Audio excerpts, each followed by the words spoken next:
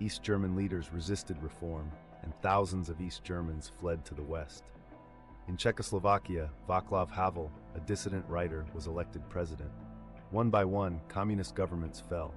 Most changes happened peacefully, but Romanian dictator Nicolae Ceausescu refused to step down, and he was executed. The Baltic states regained independence. By the end of 1991, the remaining Soviet republics had all formed independent nations. The Soviet Union ceased to exist after 69 years of communist rule.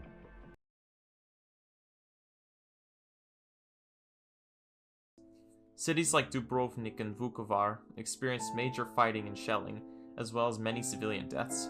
The Ovčara massacre, a killing of ethnic Croat POWs by the YPA, happened on November 20th, 1991, resulting in at least 200 deaths. Though the war mostly kept these borders starting in 1992, Croatia was able to capture all of the territory that constitutes the country today in 1995. The first thing I want to do here is really honor and commemorate our loved ones that passed away, that were killed in the genocide in 1994. I lost dozens of family members during that genocide. I almost lost my life on multiple occasions, including one where I actually was at the point where they had ordered me and my mother to dig our own grave, and they were ready to kill us. So I want to honor the victims. I want to honor all the Rwandans.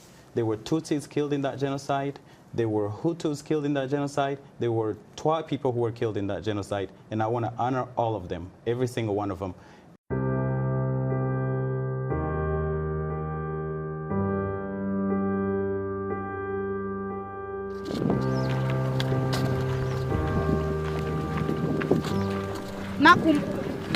Toka kwangu Kigumba, mimi nakumbuka mashamba zangu, nakumbuka nyumba yangu, nakumbuka gizi nilikuwa sishinde njala.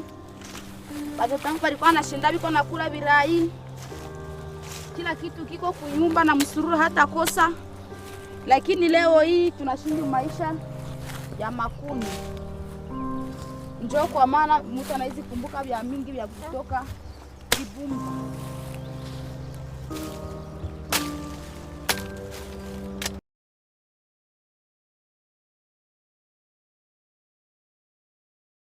In 1993, after a UN-supervised referendum, Eritrea declared independence. Border clashes with Ethiopia led to a bloody two-year war from 1998 to 2000. The border dispute remains unresolved. They have remained a one-party state under President Isaias Afwerki since independence. Eritrea has seen rule by various powers and empires throughout its long history. After a 30-year war, they gained independence in 1993. Its location along the Red Sea coast has shaped its history and remains significant today.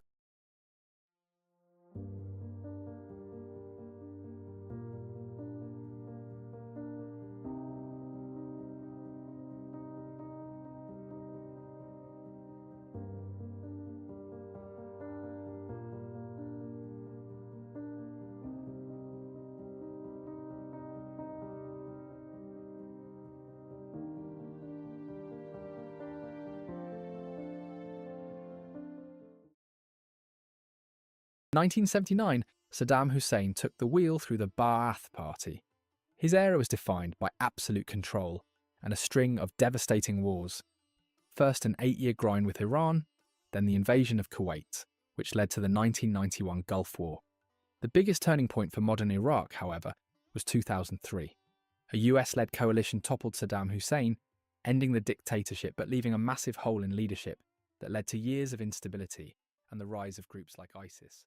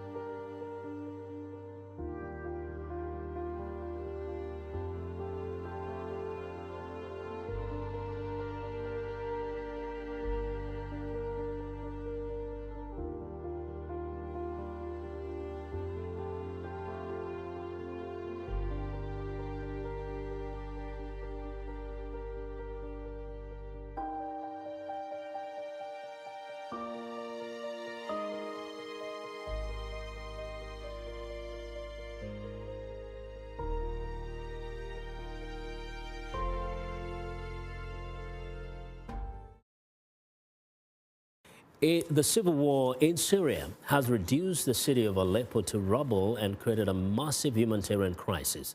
The United Nations says it has received reports of pro-government forces in Syria killing at least 82 civilians in 4 different neighborhoods.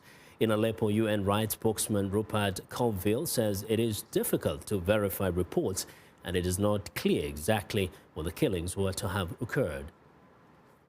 The only way to alleviate the deep foreboding and suspicion that massive crimes may be underway both within Aleppo and in relation to some of those who fled or were captured, whether fighters or civilians, is for there to be monitoring by external bodies, such as the UN, including our staff and that of the Commission of Inquiry on Syria, or the ICRC, or some other neutral international body or bodies. Well, the International Committee of the Red Cross warned Tuesday that thousands of civilians in eastern Aleppo had literally nowhere safe to run and urged those involved in fighting there to protect them. The appeal comes as the forces of President Bashar al-Assad pressed in an offensive to recapture the few remaining rebel-held districts of eastern Aleppo. The Russian Defense Ministry says over 13,000 civilians have left rebel-controlled districts in the past 24 hours. The British-based Syrian Observatory for Human Rights says in the past month, at least 415 civilians, including 47 children, have been killed in rebel-held territory.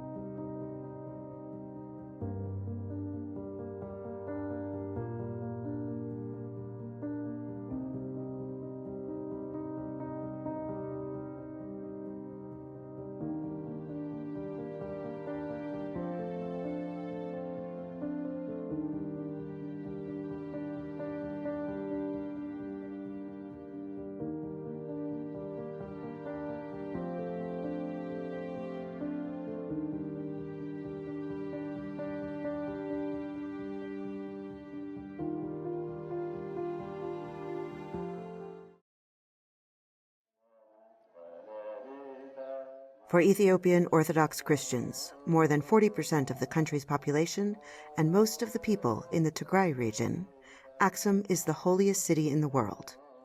They believe it to be home to the Ark of the Covenant, or original 10 Commandments, and the birthplace of Ethiopian Christianity. I come to church to receive forgiveness. God will protect the Ark. But after more than 7 months of war, many worshippers here are displaced families from the countryside. War victims continue to flood the hospital.